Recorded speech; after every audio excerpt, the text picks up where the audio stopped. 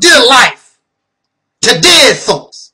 Malcolm X this, Elijah Muhammad that, Nat Turner did this, and that's nice to remember them and learn from what they gave us. This is your day. This is your time. And time waits for no one. Either you're going to do it or you're going to perish. The only thing we're going to do is hand the problem to the next generation, and they will hate your guts because you should have been able to make it easier for them to walk. And in fact, you are making it worse with your scholarship. It might be putting money in your pocket, but you say you want to help the people. If you're not liberating the mind,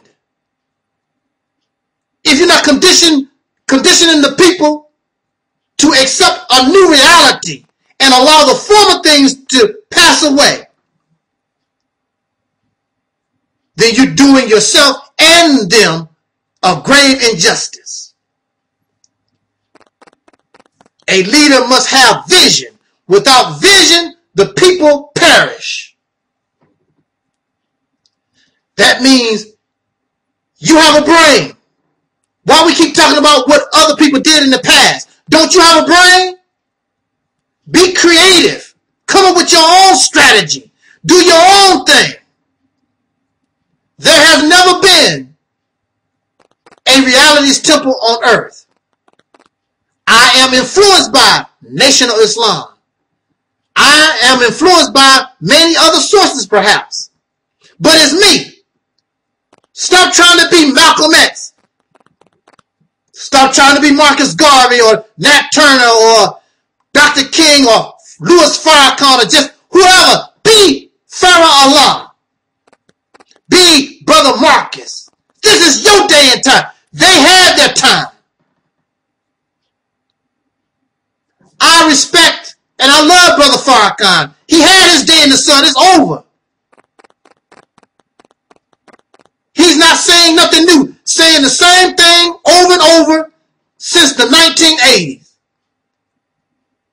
He has nothing new to say. If a people have no vision, they perish. He no longer has a vision. And the vision that he did have was based on religious teachings, which the people don't need. That's nice for you and your organization or your group. But as a people, we don't need that because it's too much confusion. Too many religions to try to follow. Too many of those things. And why you think we're sitting in the condition that we're in right now? Confusion. Now, I know many people, they dislike what I say. They dislike what I say, but I want to see them refute the things that I say. No matter who we are or believe we are, it is very important that we fall under one label, one description. And that description and that label should take us from out of the oppression that put us in the condition to begin with. When you said black, when you said African, there are no dark-skinned people on this planet. Prove me wrong. I want you to. I've never seen it. I've never seen no dark-skinned people prior to the pink Europeans. I've never seen them call their tribe or their nation black or African. I have spoken to many Africans. Very few of them say, I'm an African. The majority of them that I have spoken to say, I'm from Ghana. I'm from the Republic of Congo. I'm from Somalia. I'm from this tribe. My religion is Yoruba or whatever the religion or the tribe may be. They always say something specific. But you have these people trying to make us African. African is a continent that consists of over 50 nations. I heard over 700 languages and countless tribes. They want to put all Africa in one bottle. We Africans. You can't be Africa. can't put Africa in one little bottle. You can't even put the United States in one bottle. Because the people on the East Coast are different from the people on the West Coast. Because I know when you go to New York, brothers and sisters in New York, there's a certain accent that you have. And when you go down south, there's a certain accent that they have, a certain way that they carry themselves and behave. When you go north, there's something different. You can't put all that in one bottle. You can say, I'm an American, but then let's get specific. Well, I'm Georgian. I'm born in Georgia. I love me some crayfish and whatever. I'm from I'm from California. They tell you I'm an American, but I'm from here. I'm from California. I'm from Illinois. I'm from Jersey. So when you talk about you African what? You from Ghana, Somalia, Rwanda? What are you talking about? We look so silly and dumb. This is your basic brother Marcus, young brothers and sisters, don't get caught up in that. That's crazy. It's insane. You want to be African? That's cool. Be something specific. Stop talking about, I'm an African, AFRIKAN. You can't be the whole continent. Those people are not the whole continent. And clearly, they can't get along. Here you got a bunch of Europeans and other people, as you say, trying to get the resources of Africa. Why aren't those African people, why aren't they uniting against those who are trying to exploit them? But yet and still some of us paint Africa like that's the greatest place in the world. I don't want to exchange one slave master for another. I'm not going to Africa so I can have another idiot to telling me what to do, what I can and cannot do. I want my own. I want to determine my own destiny, do what I wish from the creativity out of my own mind. I don't want to be an African. I want to be something brand new. So the God comes, wow. So the God comes to make a brand new earth, a new heaven, and the former things shall pass away. That's you and me. We are brand new. We were born up out of slavery. But you don't respect that. You don't respect your own history. You think you have to look at Kemet or Ethiopia or some ancient people when you are fantastic. You don't have to look in them places. Just look at yourself. Look at your grandmother, grandfather, your great-great-great-grandparents. Look at your own history. With all the obstacles in our way, the descendants of slaves born in America, look where you are now. Nothing can stop you but yourself. Because you're not taking the appropriate action in this particular moment in time.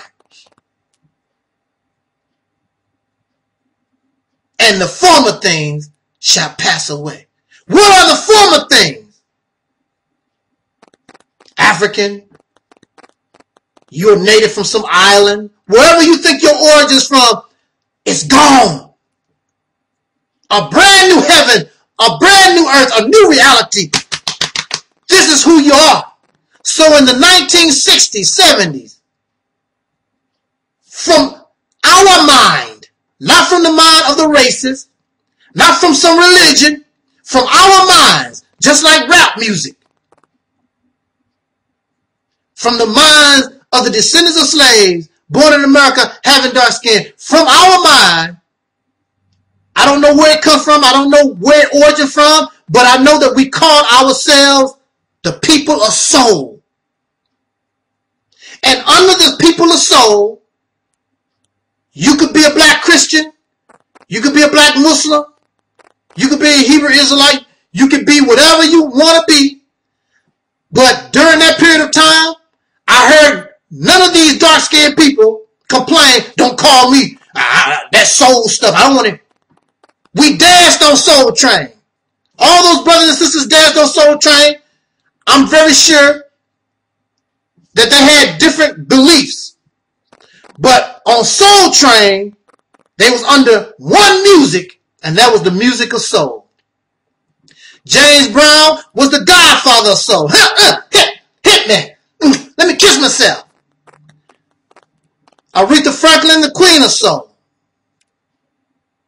It was all about the soul. I remember as a child, we would give ourselves 5 on the black hand side. In the hole, you got soul. And the devil came in because soul was primarily connected to music. And the racists came in and changed the name of the music, turned it from soul to R&B, rhythm and blues. So that brings up the question. What is it that the devil wants from you? The devil wants from you and asks of you, give me your soul. Because the soul in religious terms is the essence of life, that which makes you alive. And the devil wants your soul. And that's what they done. Selling your soul to the devil. And once our soul was sold to the devil, our condition has grown worse and worse and worse. Because now we were the people of soul. Now we right back to I'm a Kemite. I'm a Hebrew Israelite. But when soul was among us, because it is the essence of life, that bound all of us under one. In fact, sometimes black power and soul power, they would join together because we are dark-skinned people. But when you add soul to it, it reminds you, you are much more than a skin color. I'm not going to play the games of races. Wow. So, what is it that you want to do? See, to be truthful, if young brothers like yourself and Sarah Sunseti and Dr. Omar, if you guys began to do the things in an appropriate manner, I would have nothing to say. I would happily sit back in the cut and support you and cheerlead and wish you the best of luck. And I wouldn't want nothing to happen to you. I'll be your security. That's what it's all about. I'm not sitting around here trying to get celebrity. And some of y'all have failed for this celebrity thing because people listen to you. Just because people listen to you don't mean that you're saying the right thing at the right time. Spike Lee in his movie said, do the right thing. But do the right thing at the right time. You want to be scholarly? Get free. Liberate your mind. Free the people. That's not freeing the people. That's making us more confused. Because your number one priority should be unification. Your number one priority should be either land where you were born or land elsewhere, or you overthrow your oppressor. If you're not thinking on that type of, you don't have that mindset, then the only thing you're doing is playing a game. And that's why people don't want to mess with me. I'm not here to play a game. I'm more serious than a heart attack. Sick of the devil. You talk about bang on the beast. When you gonna start doing it? Running your mouth with your scholarship. That's not banging on no beast.